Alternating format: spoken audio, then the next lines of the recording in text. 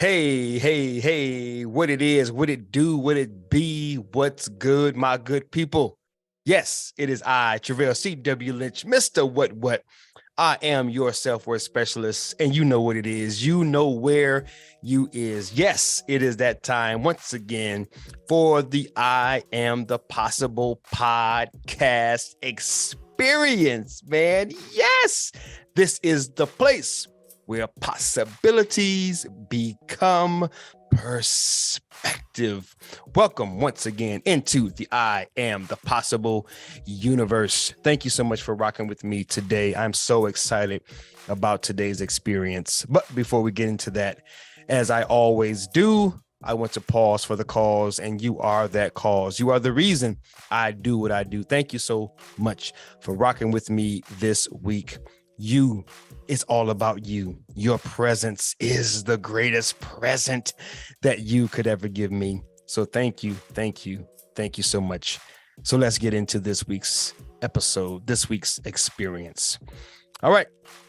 This is for the individual who is feeling like life keeps giving you the L. That's right, man. You're playing the game of life and you keep catching the L. You're looking for the dub, you're looking for the win, but you keep getting the L. You try this and that doesn't work. You try that and that doesn't work out. You're rocking with these people and that didn't pan out too well. You ran over here and you got with these people and that didn't pan out too well. It just seems like everywhere you turn, everything you're trying, everything you're doing, you just can't catch a break. Like you can't catch a momentum. Like you can't build, that progress, right, in your life because you feel like you're in a game and you're always the loser. It's always someone else who gets the win. It's always someone else who gets the dub. It's always somebody else winning and coming up and shining like a star, and you just keep fading in the background. Well, if that's you, then I got some good news for you. I got some information that I want to share with you about playing the game of life and about catching the L in this thing called life. One of the reasons that you continue to catch the L in life, if I'm speaking to you, obviously, if this is your context, right? You name it, you frame it. But if this is you, if I'm speaking to you, if this episode is for you, one of the reasons that you keep catching the L in the game of life is because you're not playing the game as it was intended to play, or to be played, I should say, right? You ever play a game and you don't know the rules to it? How does that normally go?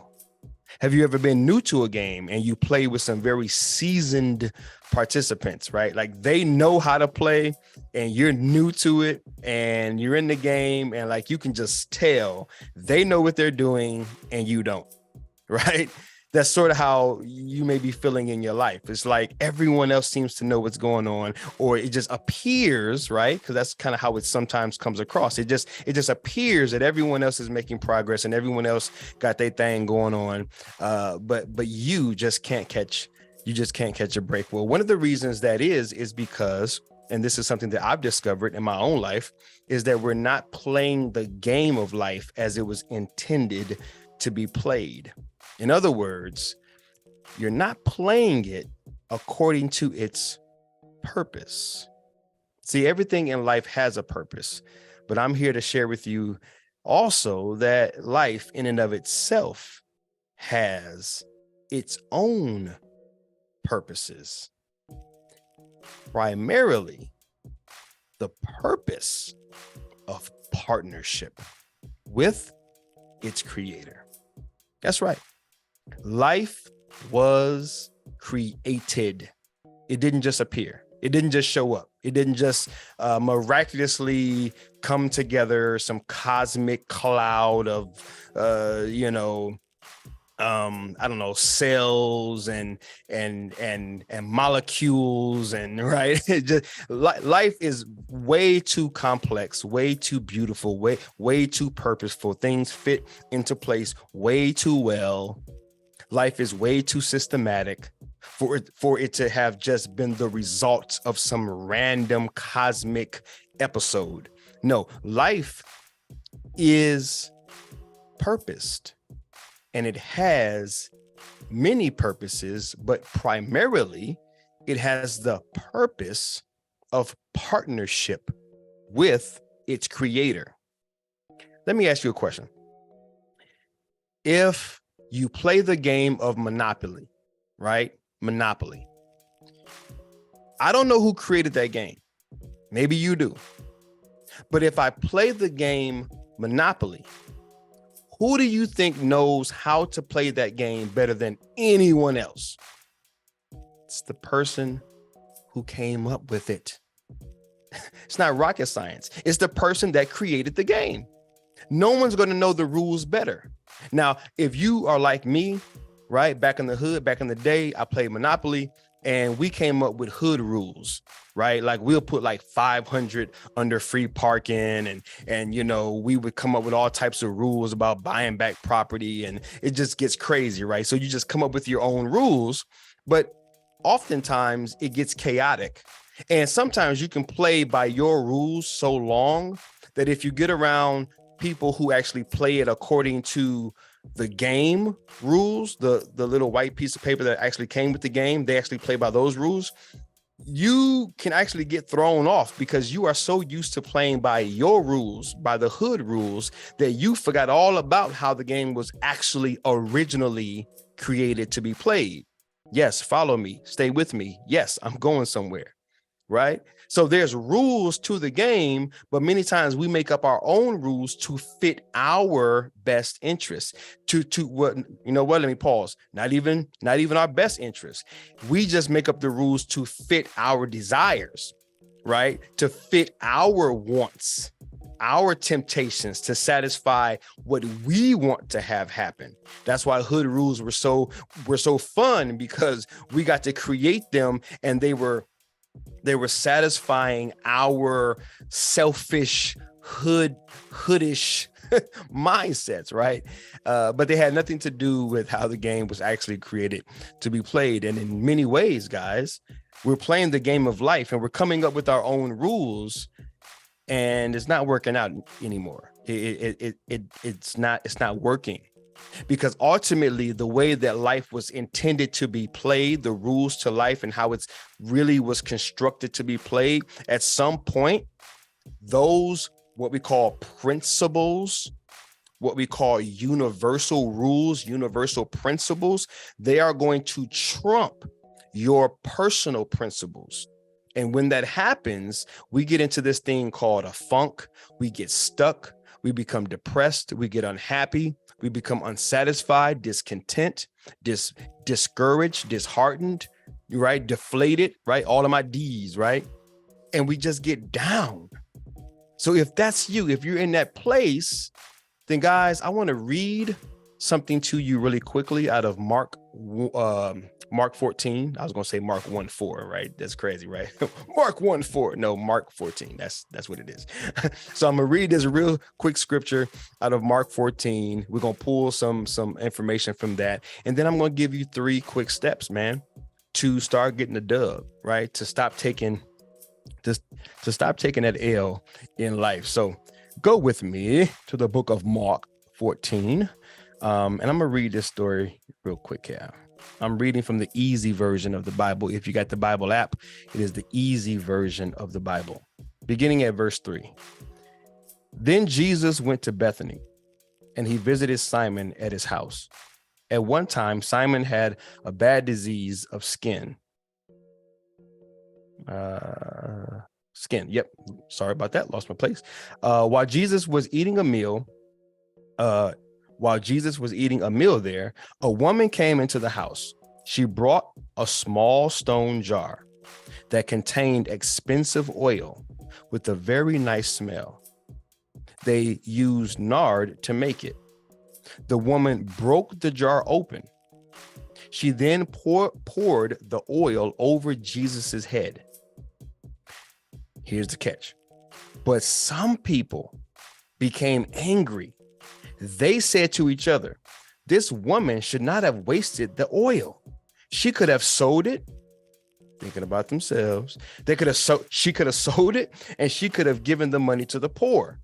Now that's I don't want to break this scripture all the way down, but I don't know if they're really concerned about the poor. I think they're more just concerned about what she was doing for Jesus, and it just wasn't aligned with what they would have done. But let me continue. All right. She could have sold it for more than 300 coins. See, their mind is on that money. A man would have worked for a year to get that much money. So they spoke angrily with the woman. But Jesus stepped in. Jesus said, do not speak to her like that. Do not cause trouble for her. She has done a good thing to me. You will always have poor people with you. You can help them at any time you want, but you will not always have me with you. This woman did what she was able to do. She poured oil over my body. So now my body will be ready for people to bury me. I tell you this, everywhere in the world, people will speak about God's good news. At the same time, they will also tell people about the good thing that this woman has done. Wow. Listen, God's word is coming true real time, because I'm telling you this story. This happened 2,000 years ago. I'm literally real time telling you this story. And Jesus just said that listen, when God's good news is shared, people are going to talk about this woman. And now here I am in 2022 telling you about this woman. Okay, that's a whole nother topic, man. Listen, God is good. God is amazing. Okay. And then Jesus said, and so they will remember her. Okay, here's the deal. Here's what I want to break down for you. All right. This is the whole crust of the matter. You got this woman coming in with this expensive oil.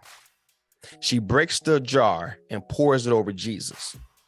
Jesus, the mind of God, Son of God, creator, right?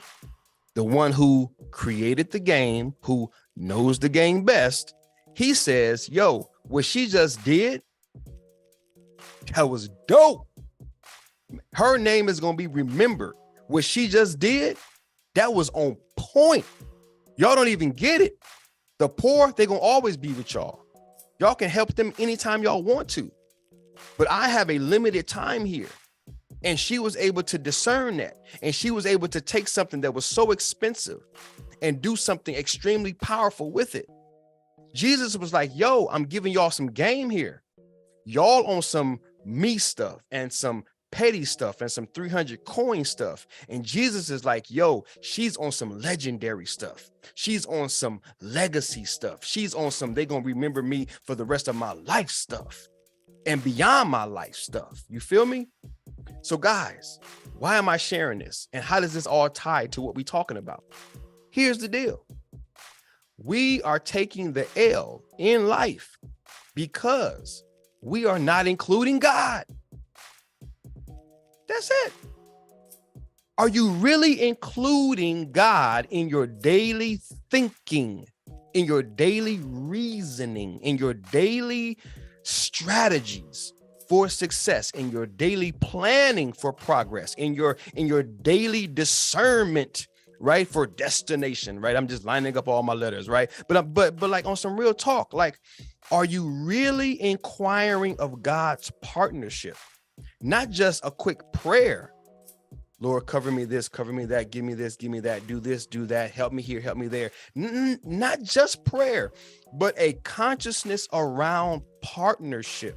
This woman was partnering with the Son of God to do something beautiful that was legendary. And Jesus was giving them some game. Are you waking up each day, going to God, getting some game? That's a question for you right there. Are you waking up each day, going to God to get some game? Or is your game Facebook, Instagram, Snapchat, Twitter, TikTok, YouTube, the morning news, the afternoon news, the evening news. Pookie and them, Ray Ray and them, Aunt Bootsy and them, Uncle Ray Ray and them, or just you. You're your own sounding board. Guys, hear what I'm trying to say. When you play the game of life on your own, you will be left to the results that you can create. And the last time I checked, we did not create life. You keep getting the L because you're doing L things. You keep getting the L because you're thinking L things. You keep getting the L because you're speaking L things. You're all about you. You're a solo act. You're an island. You're isolated. You're by yourself. You're not partnering with God in his plan for your life and for just life in and of itself. You feel me? Now, I took note. I want to give you this quick parallel, and then I want to give you 3 steps to this, because I don't want to just preach at you and just get on your case about it. Because again, this was a lesson that I had to learn, right? But I get passionate about it because I see how important it is. And I know that there are those of you out there who are suffering. Pain is in the body. Suffering is in the mind. Some of you are suffering. You're depressed. You're angry. You're frustrated. You're tired. You're overwhelmed. You're at the end of the end. And I want to help you to see it differently, right? New lives begin with new eyes. You feel me? New lives begin with new eyes. You have to change your perspective. You got to get off the me thing and get on the we thing. All right, guys, listen, check this out. Selfish pursuits versus social possibilities. Selfish pursuits versus society or social possibilities. I put the S and a P there just so that I can remember it. But the people that were mad at this woman, they were thinking selfish pursuits. 300 coins, you know, the oil was expensive, the jar was expensive. They were all about them coins, right? Selfish pursuits. Jesus was on society's possibilities. Like, yo, she's doing something for me, the King of Kings, Lord of Lords. She's doing something for me, and this is going to bless people for years to come. She is tapping into, she is tuning into something greater. She understands the times. You feel me? So, guys, the game of life becomes really fun. It becomes really exciting. You begin to get the dubs and not the L's when you partner with God, when you are making God your partner, right? An actual partner. Like, we're going to do this together. I'm not a solo act. I'm not going to do this by myself. So how do we do this? Let me quit preaching at you. How do we do this? Right? Because we got to ask ourselves, where in life, like how many areas of life and this would be a great question to ask yourself just to get the revelation going. Like, man, what areas in my life am I truly not including God on? Am I not really partnering with God? Again, not just prayer. Prayer is where it starts. And I'm going to give you 3 prayer points in just a moment. Prayer is where it starts, but then you live with a mindset on partnership, right? Partnering with God. All right. So here it is, guys. Number 1, here's the steps. Ready? Here we go. Number 1, ask God to give you a heart. And if you're not really religious and you're not really churchy, so, right, all that means is a mind. Right? Ask God to give you a mind for partnership, right? So that you're not selfish in your prayer time, right? A mind for partnership. That means when you go to prayer, you're not saying, give me, bless me, do me. I mean, there is a place for that. All right. This is in context. The context is you've been doing the game of life by yourself, and the game of life has a purpose called partnership attached to it. And people who win understand that. right? Not just win financially, but win financially and socially and emotionally and physically, and I mean whole life prosperity. All right. So number one, you're gonna ask God, give me a heart for partnership, right? And begin to look through his word for partnerships. Look for where God was working with someone and they listened to God and they executed on God's game plan and the way that he communicated to them and communicated with them and the way that they communicated back. Look at that exchange back and forth and how great things happen when people listened to God, obeyed God, spoke back to God, God spoke back to them. Watch that ebb and flow, man. Watch that connection. Watch that partnership. It always ends with success. Always with success. You feel me? Number two, you're going to ask God for a revelation or an idea of your purpose, right? Rather than making up your purpose. Right? Everything in life has a purpose. Life has a purpose. You have a purpose. Another reason, and I won't go down that path, but another reason that life keeps giving you an L is because just like in that game of Monopoly, the very first thing you got to do is choose what your symbol would be. Will it be the thumb, that little thumbnail thing, thumb right thing? Will you be the little car? Will you be the dog? Will you be the, all of the very first thing before the game even starts is you got to take on an identity, right? I used to love taking on the little bag of money, right? It's something that resonates with you. But the idea is that the game cannot start until all the players identify with something. My God, I'm preaching now. You can't even start. You can't even get out the gate until you have an identity. And the same is true in life. You're losing in life. You're catching the L in life because you have no identity. You don't know who you are. And the best place to ask, the best person to ask, the best place to go is to the creator, the one who created you, because he knows the identity that he has for you and he'll share it with you. It's called revelation. It's like the bing light bulb coming on, right?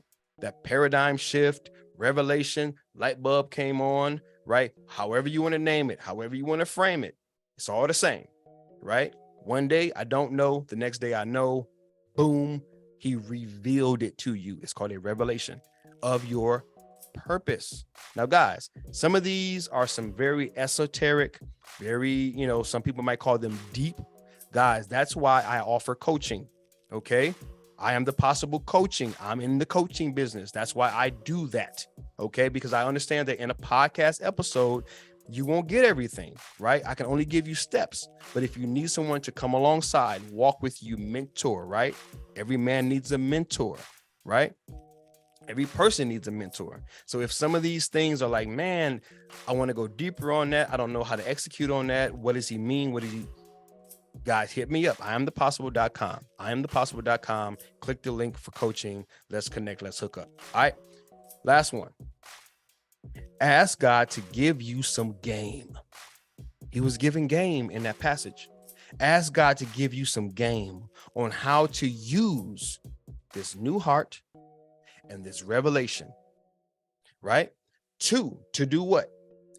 To partner with him, to use that heart, to use that revelation within partnership with him in order to create the life or to create a life that does two things. Blesses you and blesses him. Yeah, that's what a partnership does. A partnership creates 3 wins.